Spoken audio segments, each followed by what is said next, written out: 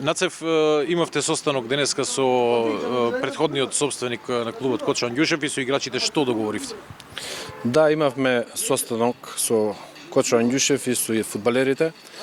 Тој јавно каже пред фудбалерите дека клубот нема да ни го врати така како што вети, дека го превзема без никаква одговорност, и сега испадна дека клубот ќе оди на берза и дека таму ќе се одлучува иднината на клубот. Затечени од целокупната ситуација, разговорите ги водевме ние, вие новинарите и граѓаните на град Велес. Не очекувавме ваков расплет, бидејќи беше приказната направена и јавно кажано дека клубот ќе биде без, односно со нула трошкови и нула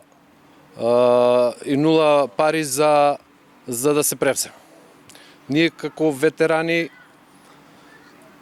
пак ќе повторам, затечени, односно сите бевме затечени од целата купната ситуација и во најбрз можен рок ќе се состанеме и ќе разговараме за овој проблем.